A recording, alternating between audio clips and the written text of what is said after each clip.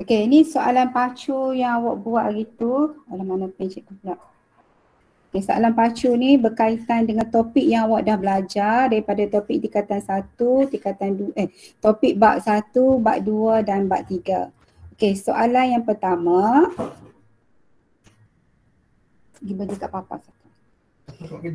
Okey, kalau soalan pertama tu dia kata tandakan bagi teknik pemikiran komputasional. Okey, ini bab berapa ni teknik pemikiran komputasional ni kalau daripada tu? Bab berapa? Pastikan Bab 1. ambil bab 1. Okey, ada buku teks tepi tak? Ada. Okey.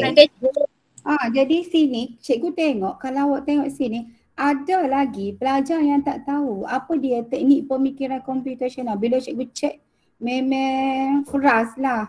Sebab selama ni banyak kali cikgu dah ulang-ulang balik teknik pemikiran komputasional dan cikgu juga telah tekankan balik berkenaan dengan ejaan. Bagaimana teknik-teknik dieja.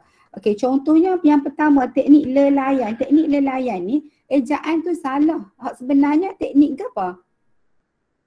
Lerayan. Lelayan. Ada lagi pelajar yang confuse lelayan dengan lerayan. Teknik lerayan. Jadi yang betul ialah yang gapo dia, siapa boleh bagi tahu? Gapo dia yang betul? Teknik gapo yang betul? Teknik pengecaman corak dan teknik peniskalaan. Dan teknik peniskalaan. Ni yang betul. Teknik bahagi tak pernah jumpa dan teknik pengitlakan ni ejaan yang salah. Pengitlakan I tu tukar kepada I. Okay, so 2 markah. So cikgu ayat dah, kalau untuk buat pengiraan awak tengok nak jawab, awak perhati tak markah dia bagi berapa? 2 poin situ maksudnya 2 markah. So jangan duduk kelang kabut dengan teknik lelayan pula. Okey, yang kedua, nyatakan 2 jenis ukuran imej digital. Okey, untuk ukuran imej digital, awak kena tahu apa maksud imej. Imej ni ke apa sebenarnya? Imej tu ke apa sebenarnya? Gambar.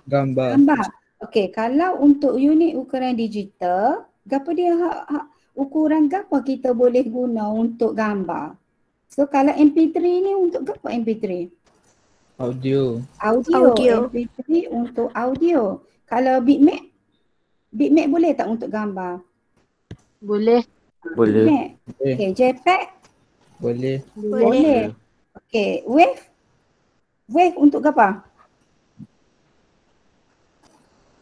Wave file apa? Untuk audio juga wave ni. Okay, MIDI? Audio juga. MIDI pun audio. GIF? Barulah image digital dah. Okay, apa maksud image digital ni? Image dia ada 2. Satu image digital, satu lagi image ke apa?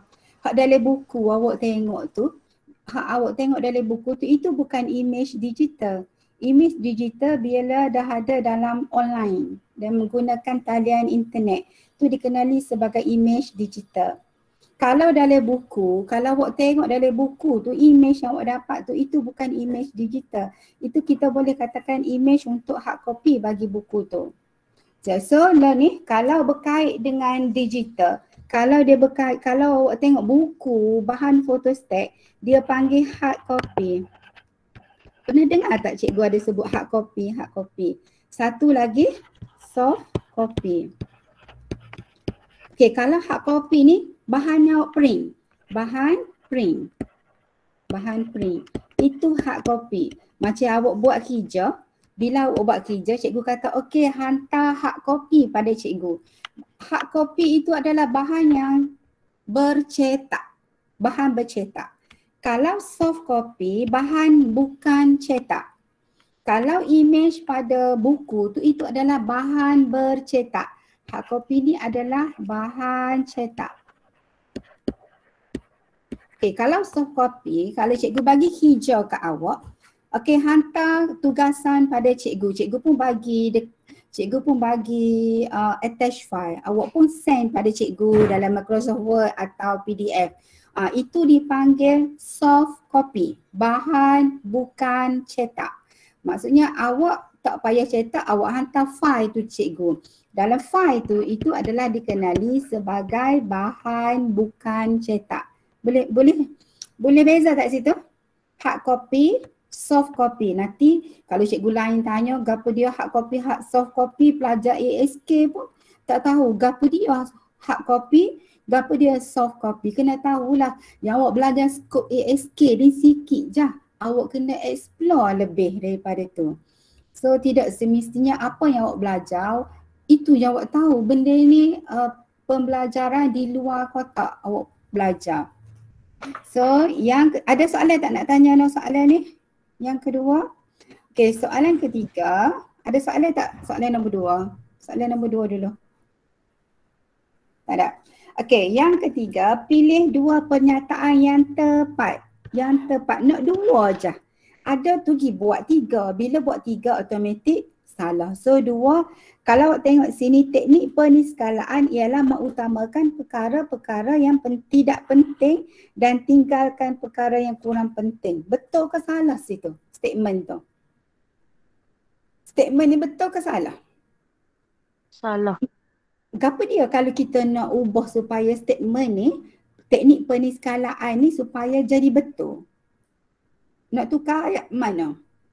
Mengutamakan apa?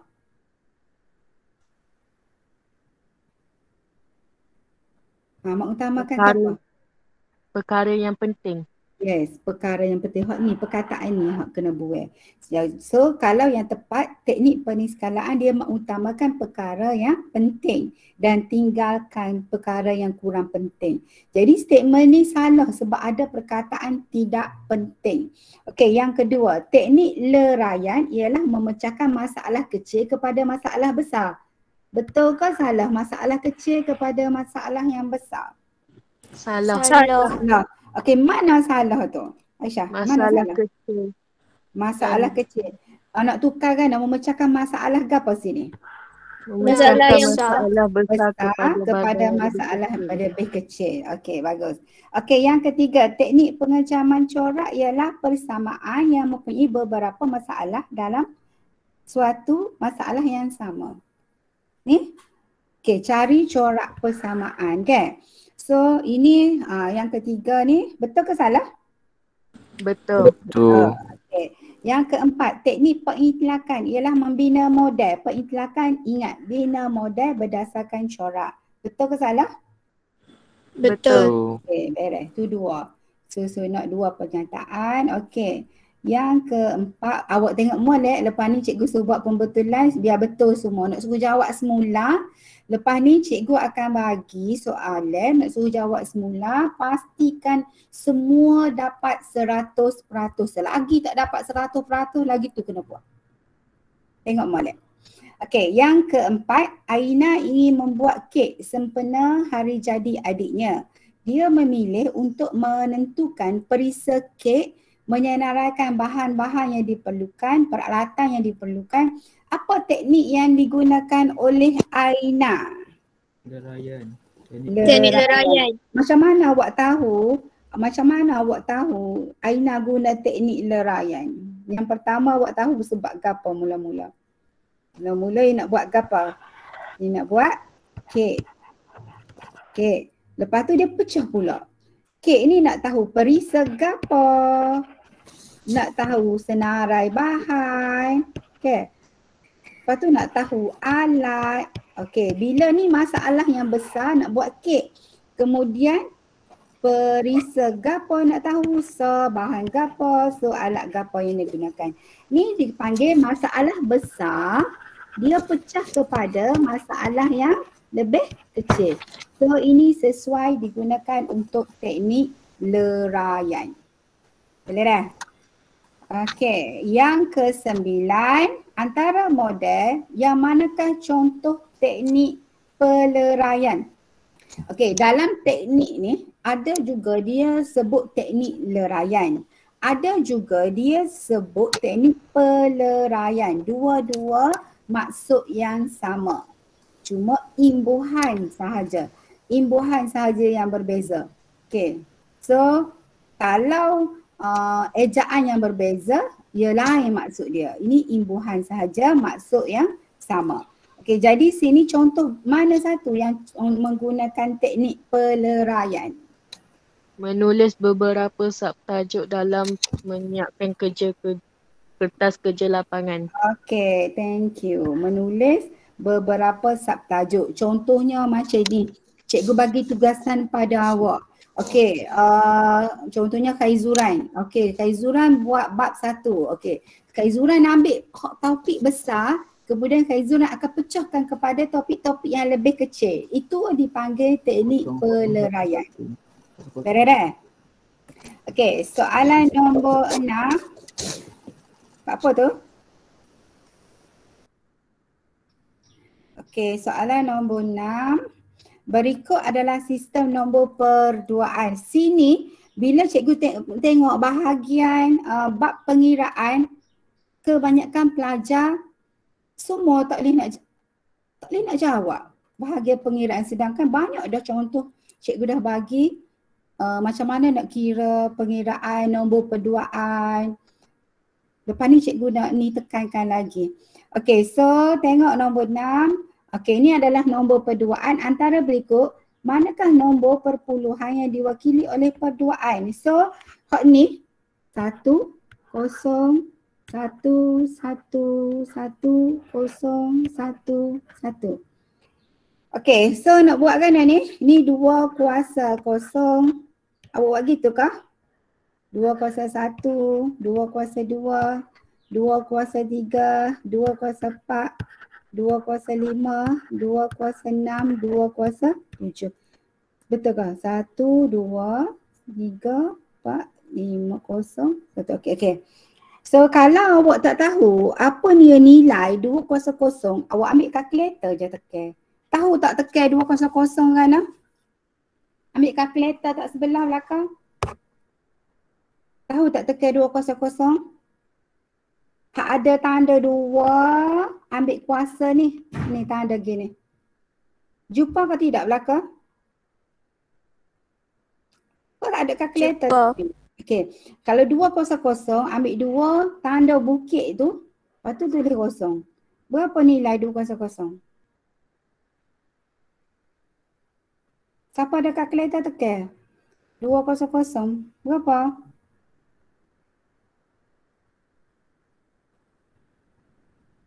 Okey, tak tubik jawapan. 2 kuasa 0. 1. 1. Orang lain tak? Kan orang lain tu. Okey, 2 kuasa 1. 2 kuasa 1. 2 kuasa 1. Berapa? 2. 2 kuasa 2. 4. 2 kuasa 3. 8. 2 kuasa 3 ni bukan 2 kali 3 dah. 2 kuasa 3 ni maksudnya 2 darab 2 darab 2. Ada 3 kali 2. Bukan maksud 2 kuasa 3 ni 2 kali 3 dah. Ni salah. Okey, 2 kuasa 3. 2 kuasa 4. 16. 16. 2 kuasa 5. 32. 32. 2 kuasa 6. 94. 24. 2 kuasa 7. 128. 128. 28. So apa yang perlu awak buat ialah tambahkan semua sekali. Tambahkan semua sekali. Tambah hak mana? Hak kosong ni jangan tambah. Kosong. Kosong ni jangan tambah. Hak ni tak boleh tambah. Kalau ada kosong baru tambah. Hak ni pun tak boleh tambah. So yang tambah 128, tambah 32, tambah 16, tambah 8, tambah 2, tambah 1. Berapa jawapan? Yuk kira sama dengan berapa kira? 187. 187. Betul ke? Orang lain? 187. Betul? Okey, betul. Beres. Okey, ada nak tanya tak siapa soalan ni? Kalau laju sangat, cikgu kalau laju sangat, oh ya. Okey, nombor 7. Nombor 7. Berikut urutan nombor perduaan. Yang mana nombor perduaan yang mewakili X? Nombor perduaan. Kalau awak tengok situ, nombor perduaan ni melibatkan nombor digit sifar dengan 1. Hak ni nombor 12 ni bukan dah. Potong selalu. Okey, daripada start dengan nombor 10, nombor 11, nombor 12 tak boleh. Nombor perduaan yang melibatkan nombor digit sifar dengan 1, 10, 11, berapa lepas pada tu? Kalau awak tengok sini, ni nombor tengah ni antara 11 hingga 101. Kalau 1000 tak boleh dah. Kalau 111 tak boleh dah. Kan sebab dah lebih 101. So jawapannya ialah 100. 100. Itu adalah nombor perduaan selepas nombor 11. Okey, nombor 8. Nombor 8, hitung hasil tambah nombor perduaan bagi 2 ni. Jadi 10110 tambah 100. Okey, sifar tambah sifar, asas 2. Sifar tambah sifar, berapa? Sifar. Sifar. 1 tambah sifar, 1. 1 tambah 1, 1 tambah 1, 10. 10. 1 bawah, 0 atas. Boleh? Okey, 1 tambah sifar, 1 ni 1. 1. Beres. Jadi jawapan dia 1 sifar, 1 sifar. Jawapannya ialah yang keempat. Pun ada ramai yang salah. Sufrahlah cikgu sepatutnya lah salah soalan macam ni. Okey, hitung hasil tolak. Tadi tambah, sekarang tolak. Benarnya tak payah pun soalan ni. Tak tahulah awak macam mana tak boleh jawab. So sini susun satu, susun ke belakang dulu dah. 1 sifar, 1 sifar, 1 tolak. 1 tolak 1 Sifar. sifar. Macam darjah 1 pula kan. Okey, 1 tolak 1 Sifar. Sifar. 1 tolak sifar 1. 1. Sifar tolak 1. Pinjam 1 jadi? Jadi 2. Jadi 2. Ni potong. 2 tolak 1? 1. Okey, ni ada lagi? Sifar. Okey, ni 1. 1. Yang ni? Sifar. Sifar. So 1 sifar, 1 sifar. Jawapannya ialah nombor 2. Setakat ni faham tak? Faham. Masa jawab periksa tu tak faham? Tak jawab. Okey, ni kod tolakkan. Tolak kod ASCII. ASCII ni ambil nombor berapa ke belakang? 4 ke belakang. 4 ke belakang. belakang. So ambil nombor 4 ke belakang. Cikgu rasa masa sebelum periksa itu cikgu dah bagi dah soalan ni. Soalan melibatkan operasi tambah, tolak, kod ASCII. Kan? Cikgu dah bagi dah kan? Bagi dah. Bagi dah, tapi ada juga tak boleh jawab. Boleh jawab tu ada, tak boleh jawab tu pun ramai juga. So ni ambil 4. Bila sebut ASCII kod ni ya 4 je belakang. Sebab apa kita ambil 4? Sebab pengiraan dalam ASCII kod yang melibatkan aksara depan ni biasanya kalau awak tengok sama. Sifar-sifar satu-satu ni sama kod dia ni. Yang melibatkan nombor, huruf kecil, huruf besar, simbol. Ini perwakilan untuk aksara. So kita ambil 4 belakang tu yang menentukan. So tolak ambil balik. Kira macam biasa. Sifar 1 sifar. Tolak sifar 1 ni asas 2. So kira balik macam biasa. Sifar tolak 1. Pinjam 1 jadi 2.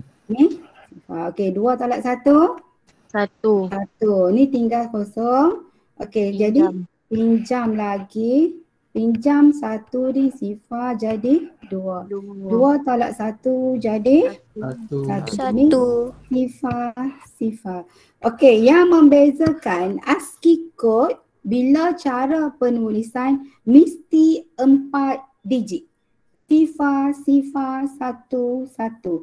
Kalaulah soalan tu dia buat 1 1, maka ini bukan ASCII code. Kalau macam nombor ni, nombor biasa ni, kalau ada sifar depan, kita tak boleh tulis tak apa.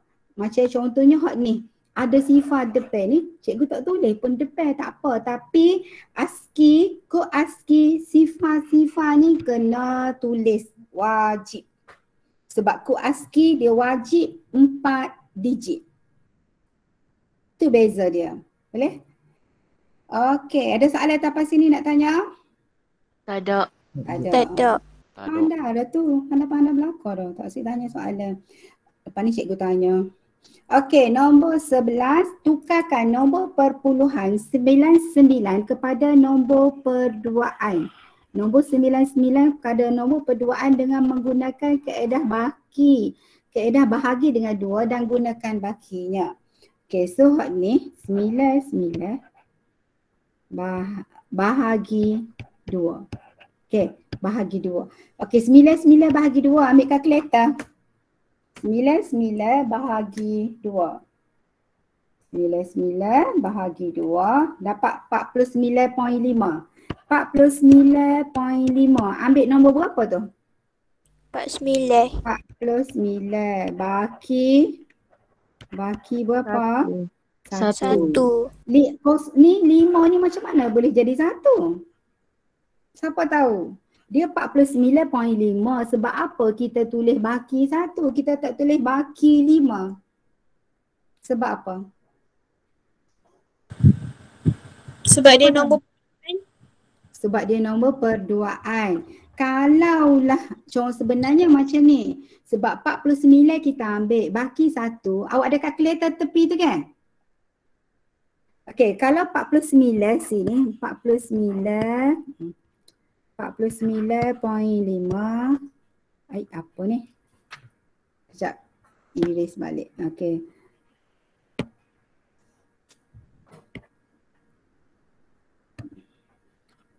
$49.5. Kita ambil 49 kan? Lebih lagi berapa tu? Kalau kita tolak sini kan? 0.5. Ni lebih dia kan? Betul? Betul. Okey, jadi macam mana dia boleh dapat 1? Ambil kalkulator sebab ni adalah nombor perpuluhan. Nak pergi kepada nombor perduaan, awak tekan kalkulator 0.5, awak darab dengan 2. Dapat berapa? 1. 1. Inilah maksud dia 1. Faham? Jadi lah ni sebab kita tulis 1 tu, ini cikgu nak tunjuk pada awak macam mana nombor 1 ni ada sini, bukan 5. Maksud dia 0.5 ni nombor perpuluhan. Jadi bila kita nak tukar kepada nombor perduaan, kita darab dengan 2.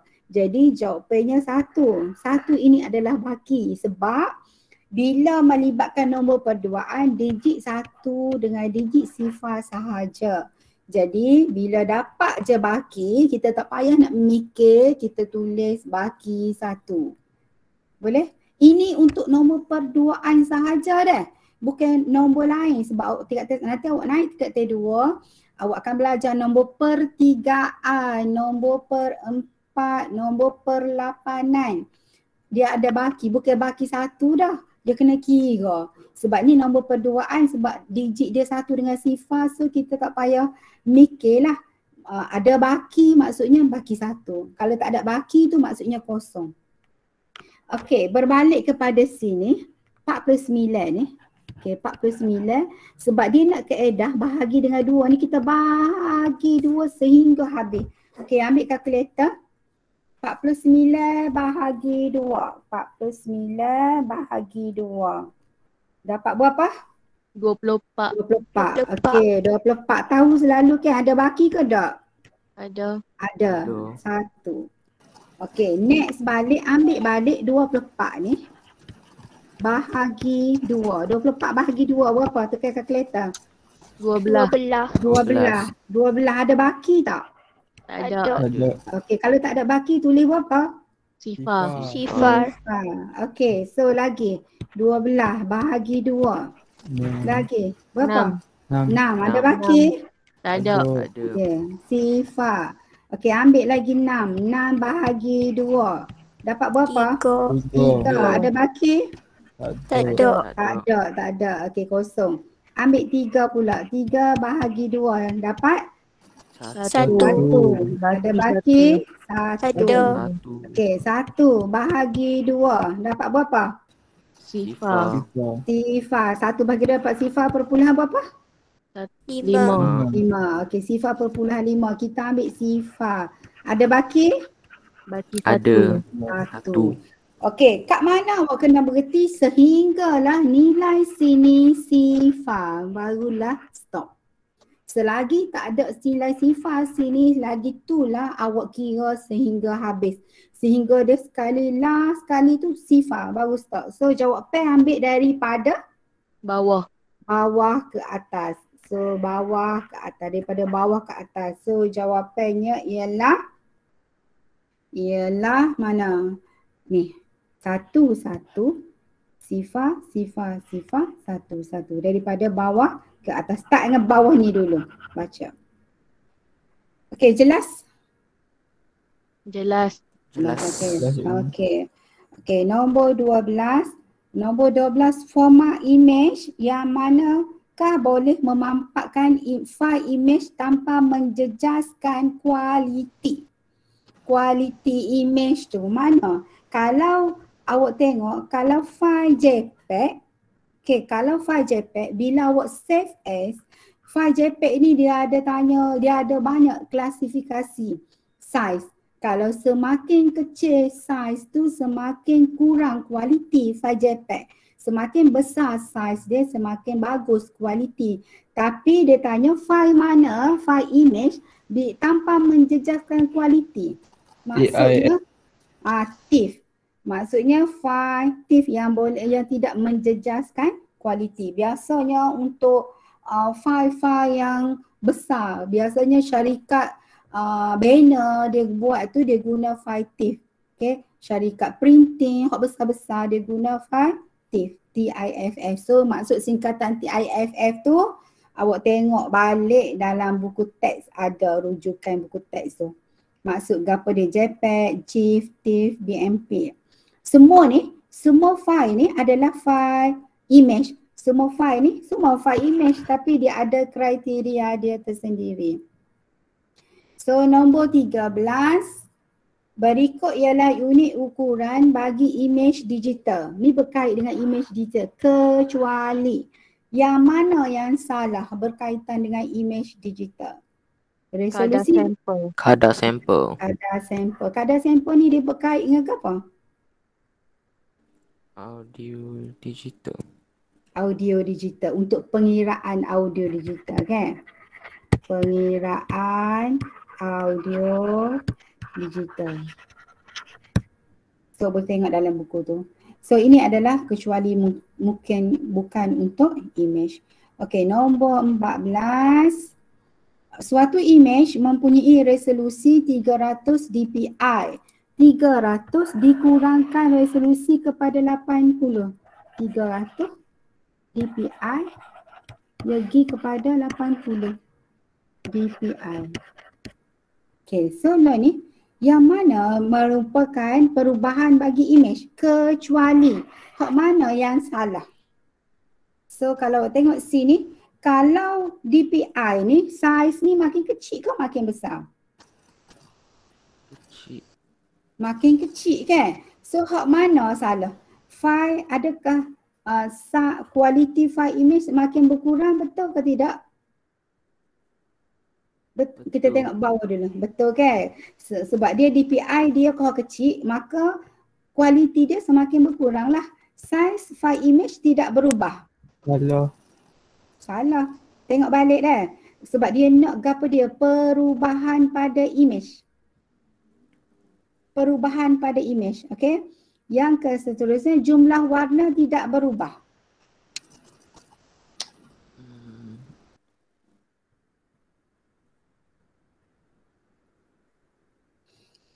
Okey, apa awak kena faham apa dia kandungan dalam apa dia fungsi DPI ni? Apa dia fungsi DPI ni? Resolusi. Okey. Apa kaitan resolusi dengan size file? Apa kaitan?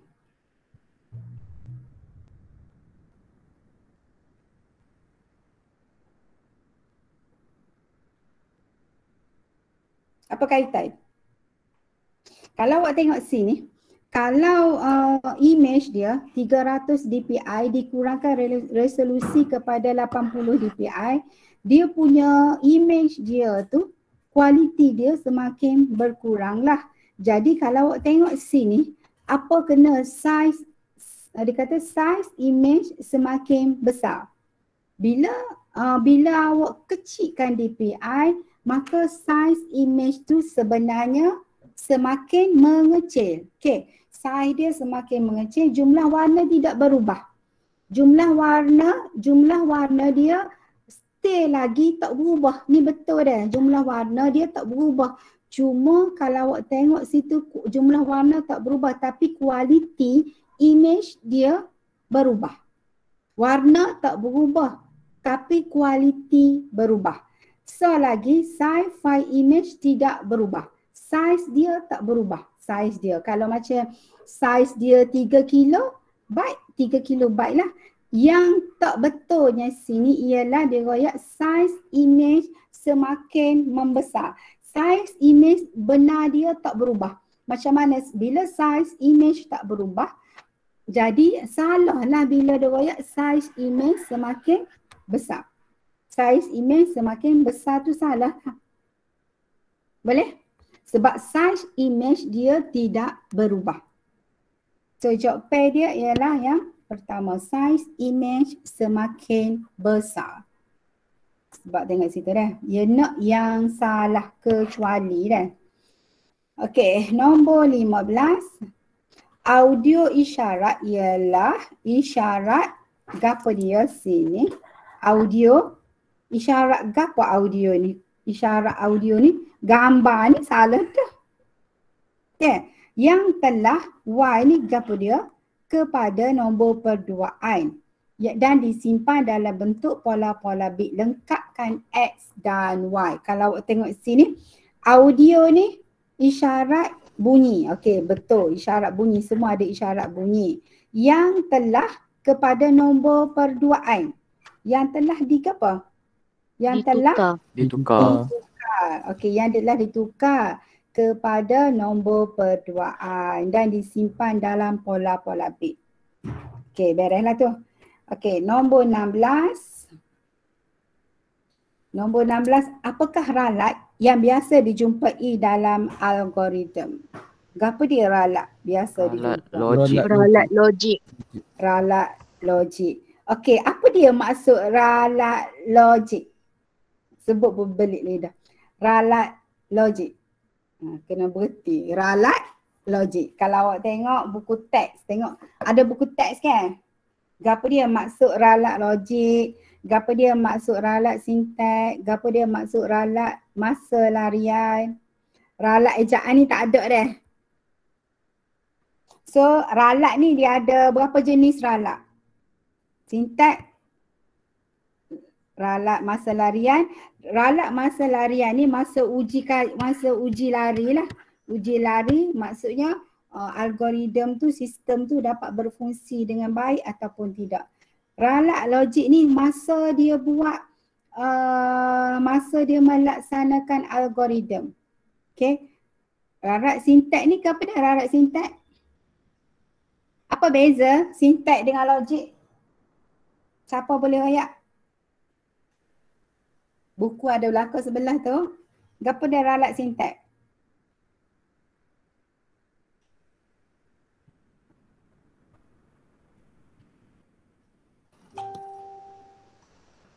Ada tak buku sebelah tu? Tengoklah buku sebelah tu.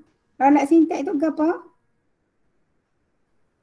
Ralat sinteks berlaku semasa pengekodan apabila sinteks yang salah atau format pengekodan yang salah digunakan. Okey, masa buat coding. Masa buat coding. Ralat sinteks ni masa dia buat coding. Masa dia buat coding tu, tengok dia salah ke tak. Macam mana kita nak tahu masa dia buat coding salah? Masa awak test lah. Awak test balik uji larian. Nanti lepas ni cikgu tunjuk contoh macam mana berlakunya ralat sinteks. Okay, kalau ralat logik macam mana pula? Siapa tahu? Siapa boleh baca apa dia ralat logik? Ralat logik. Berlaku masa mana ralat logik? Berlaku semasa menulis kod arahan. Semasa menulis kod arahan. Ni masa buat coding, ni masa tulis. Jadi kebanyakan biasa yang kita jumpai ialah masa kita nulis buat coding tu kita jumpa ralat logik.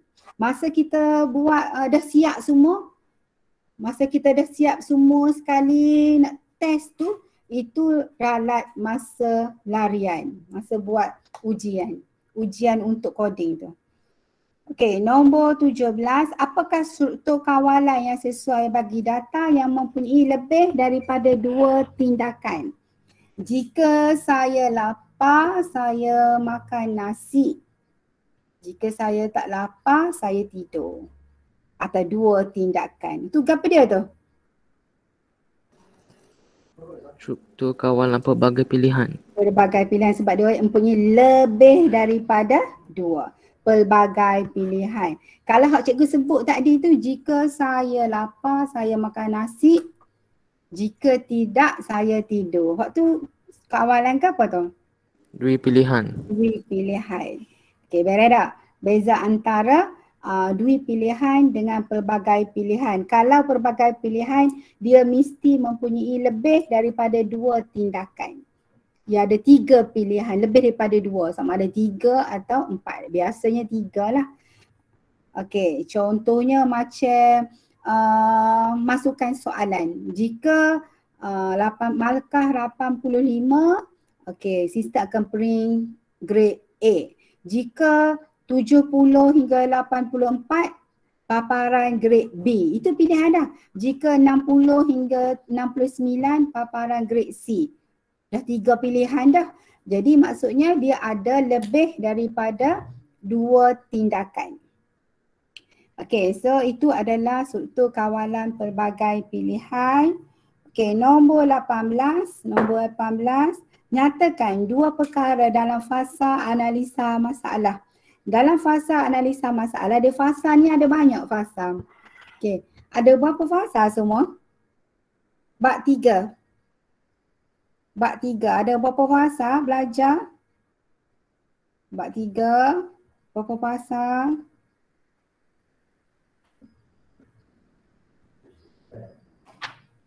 Tak jumpa cari kau? Jumpa tak? Fasa ke apa dalam bab 3? Ada bab 4 pun ada.